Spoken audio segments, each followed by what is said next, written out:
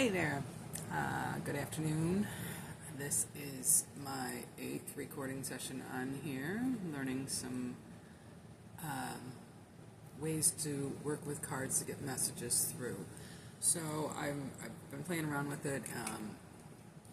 At first it was very, just kind of going through the motions, and I was reading off, laying out the cards, and kind of learning them, so studying as I went. I've kind of got this down to doing just a practice where I'm pulling one card. What do you need to know today? Just one simple, well, they're never simple answers, but, and there it is. Okay, so put these down. It made its way. So this is, what do we need to know today? Now I'm going to pull one card from this deck. I work with the traditional playing card deck because I'm more comfortable with it. As I said, I'm trying to learn reading cards, and this is comfortable to me. So we got the 9 of Hearts, which is in the traditional tarot the 9 of Cups. I'm going to go ahead and grab my cheat sheet and read that off, and then I'm going to go ahead and pull from my Saints and Angels deck and my Angels of Abundance deck, and probably pull at least 3 cards each there and kind of get the messages that we need to hear for the answers that we need. So, if you think of a question, that's been on your mind, with something you've been going through, answers that you may, need some guidance on. So, all right, the 9, I'm going to start with just the 9, the number 9. Number 9 represents duality, happy and content versus sad, anxious, and worry. Okay, and I think all of us kind of have a duality in life, the yin and yang, the balance.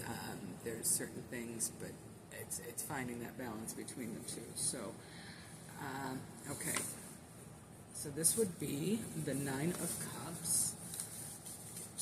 My little cheat sheet from Miss Connie, Warrior of Light, was amazing. Oh, before I get to the actual 9 of Cups, cups themselves, or hearts, seen here, are a water summer card. They represent emotions, emotional experiences, love, matters of the heart, relationships, intuition, and psychic abilities. It is associated with the heart chakra, so therefore and I've learned some new stuff here recently, because I've always visualized the heart chakra as being green, just like the brightest, bright green. It's just beautiful. But there's also pink, and my understanding is that is the upper heart chakra. The pink represents, so people do see your heart chakra in green or pink. Pink is actually the upper portion of the heart chakra, from my understanding. So maybe, whatever it is, it's something that's obviously affected your heart. It's affected the heart chakra.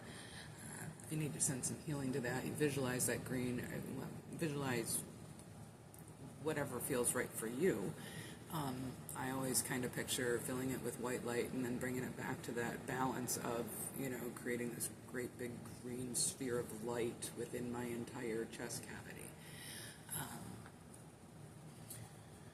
Some of these are things that I've had meditation classes, but that's been 25 years ago. And then just recently I was certified by Miss Connie, Warrior of Light. She is amazing. If you are wanting to learn, she offers classes. I was blessed enough to be able to take one of her classes in November here, and helped me understand a lot of my gifts, and to be able to do something good with them. Okay, so we covered the heart chakra with the cups. Astrological signs that it's associated to are Pisces, Cancer, and Scorpio. This is, again, an internal energy. So this is inner work. This is something we got to look within ourselves and see and try to find the answers to and the clarity for the questions that we have. So specifically, the 9 of Cups, we'll get there. Contentment, satisfaction, and wishes fulfilled. So whatever your question is, whatever has been, whether this is a love situation, whether this is a whatever situation, a career situation, just lifestyle situation, good things are coming. So there's, wishes fulfilled. This is good. But I think the interesting part of it being a 9 in the duality is that sometimes we get lost in that wishes fulfillment, and stay grounded, and I think these are lessons that we all kind of learn through life that, so whatever's coming, keep your head about you, but follow your heart. All right, so with that, I'm going to start out today with the Saints and Angels deck. Okay, it's a very pretty deck. It's reminds me of Roman times. It's beautiful. Very ornate, a little gaudy, but my mom would have loved it. She loved the color purple.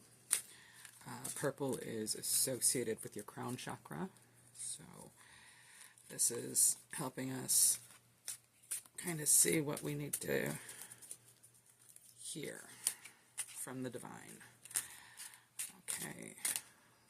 We're going to pull 3 cards from this, just to expand on the answer a little bit. Maybe get some answers or guidance to the questions that you have.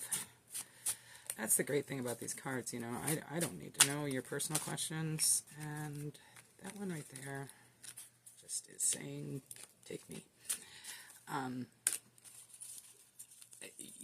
This is interpretation for you. I guess as I'm learning to interpret, maybe I'm helping pass along a little bit of insight to you finding your own interpretations, meanings of things that mean something to me, and I can associate that with, but I could say a balloon means you need to release. But the color of that balloon is also going to signify something to me. It's going to talk to me about your heart chakra. If I visualize a red balloon, I'm going to say, you need to work on, not your heart chakra, but that would be your sacral. You're correct? God, am I getting that right? Yes, your sacral chakra. Okay, well, this one's up, and it wasn't the whole time, so it flipped somewhere in there. I believe we're going to take that one. And then I'm going to read through out of the book. Oh, there we go. There we go. There's our 3rd card. All right. Animals. Okay. Commitment, animals, marriage and commitment. So I don't know. Maybe somebody is like, is he going to ask? Maybe he's going to ask. He, she, whichever, whatever makes you happy, man. All right. So I'm going to read from this and just kind of give a little bit more information about what's going on here. So marriage, duality, that's keeping things balanced. Balance in marriage is necessary, but don't ask me. I've never been. I might have had commitment issues, so I've maybe avoided that most of my life.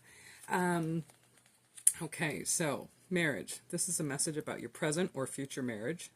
You have a spiritual destiny with a spouse who's your soulmate. There's a heavenly purpose for you and this person to be together, and you are supposed to help one another grow and prosper. You recognize your soulmate by having the feeling that you've known each other forever. Synchronistic events bring you together, and there's a sense of destiny and fate in your relationship. This card means that a soulmate marital partner is currently in your life or will soon be appearing. If you want to manifest such a marriage, ask St. Catherine to help you attract and discern an appropriate partner. She can also help you with self-honesty, which will allow you to determine whether a relationship is truly healthy or if you're compatible with this person. Compatibility is huge. I like a challenge. I like somebody to challenge my thinking. I like to, have discussions, but your moral compasses are pointed in opposite directions. It's probably not healthy. Saint Catherine is a powerful being who helped Saint Joan of Arc during her visions. Born of Roman nobility in Alexandria, Egypt, Catherine was beautiful and intelligent and came from a wealthy family. Many suitors were attracted to her, but she announced that she had a mystical marriage to Christ. Catherine had a vision that caused her to publicly denounce the emperor. She was arrested, but her religious arguments converted 50 prosecutors and 200 soldiers. Women have long invoked St. Catherine for help in finding a good husband. Okay, so somebody out there, if you're looking for one, maybe you've already found him. It's kind of cool. All right, so commitment. Try not to feel resistance on this. That's been a word that has scared me. Now, when I commit to something, I commit to something. I'm a little reserved, and it takes a lot for me to say yes. And then many bad choices. Lessons learned. Life lessons. Commitment. Although you may have experienced difficulties or fear, this card is a message from your guardian angel to stay committed. Okay, that doesn't necessarily mean, okay. Honor your promises to your loved ones. And keep your word to yourself. Keep your word to yourself and others. If you're feeling conflicted about having enough time for your responsibilities, then call upon the angels to help. You appear to be worried about a decision that you're grappling with. This card reminds you to follow through on your dreams, goals, and intentions. Stay committed to your priorities and give them the daily attention they deserve. Remember that you are ultimately in charge of your schedule. You have the right to say no to requests that pull you away from your commitments. Your commitments.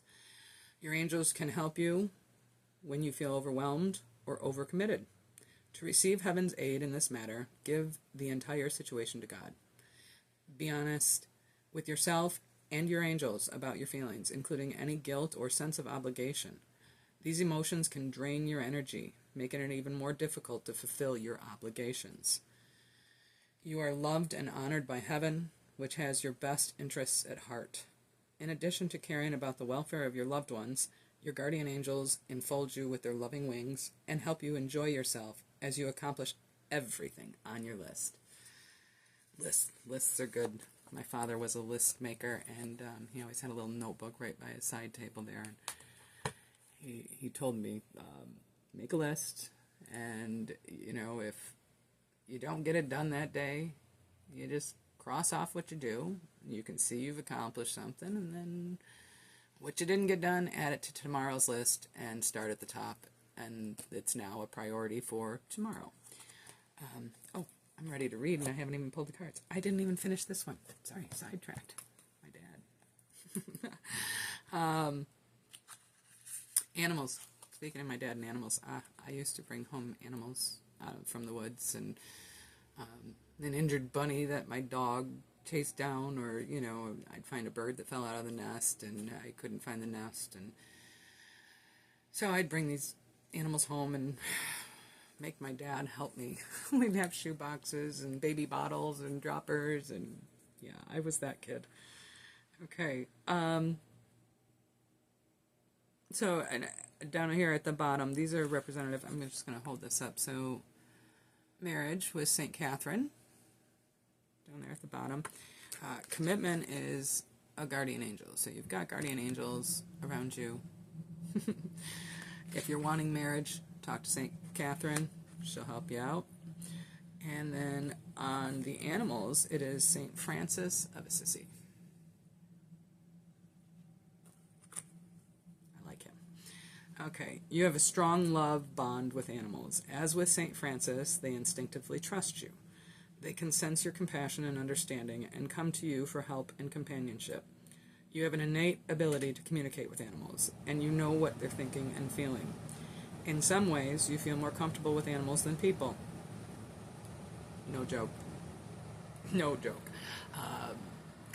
My dad and one of my very good friends, within a week of each other, bought me the same exact coffee mug from two different thrift stores, which was really funny. But it just says, I prefer dogs over people. Don't let my cat hear me say that. Okay, where is I? You would excel in a career such as pet sitting, walking, or grooming, being a veterinarian, or in animal communication. Your pets who have passed on also send you their love.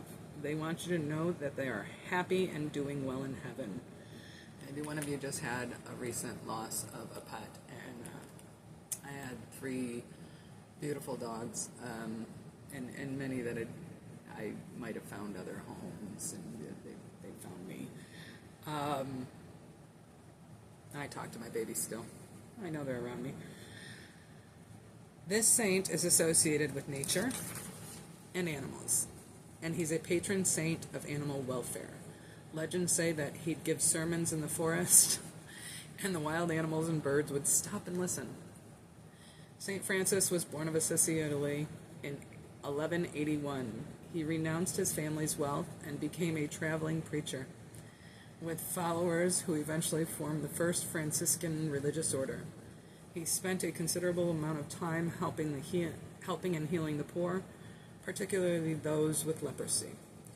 The powerful prayer of St. Francis, which begins, "Lord, make me an instrument of your peace," also makes him one of the most beloved saints. Yeah, cool guy. Cool guy. I think him and I would have gotten along great. All right, so now we're going to pull from the Angels of Abundance. This is going to I think this is maybe talking about some things. If you resonate with any of this, I mean, I'm just letting the cards kind of, I ask, what do we need to know? We need to know that Nine of Hearts, Duality, there's good stuff coming, positive, keeping balance. Okay, well, there's, I don't usually have 2 of them, and we got that one. Okay. All right. What do we have here? Now these kind of got the cheaters right on it.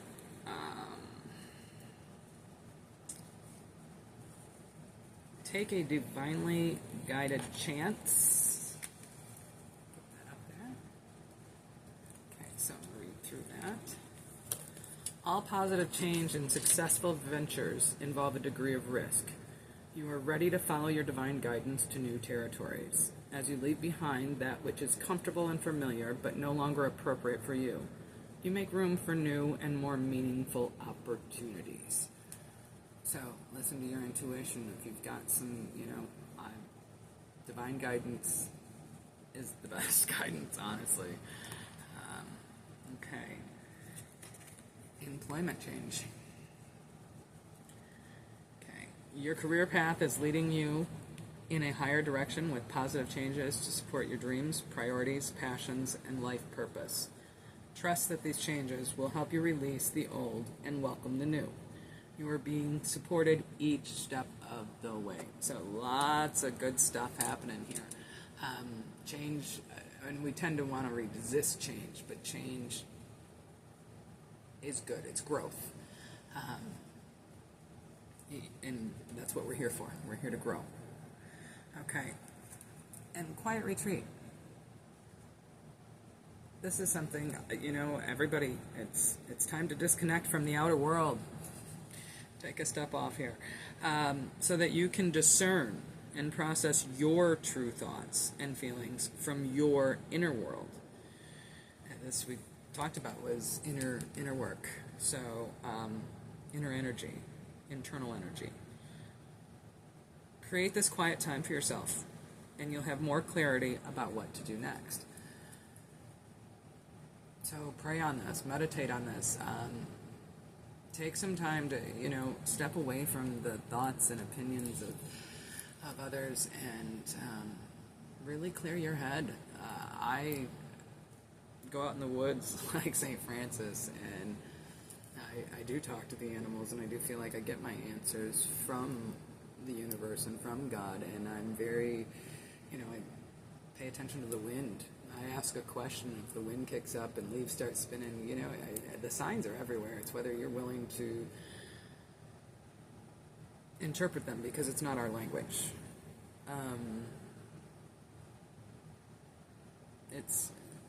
And a lot gets lost in translation, and the messages are generally, if just this one resonated with you, well, then you were meant to hear that specific part of the read. This could be for numerous people. I asked just, what do they need to know? What do we need to know today? and this just being the one card pull, so that's kind of my answer, and then this is an expansion of. So that's kind of how I'm gonna pull the cards here. Just get that one answer, and then expand on it and see what resonates with you. If it does, please comment below. Let me know if you're interested in a private reading with a more specific question, and it does change with somebody. I feel anyway, and I'm still new to actually doing this in this arena, but when I'm sitting with somebody, their energy is definitely more in tune. So more specific to your question, you might get more specific answers.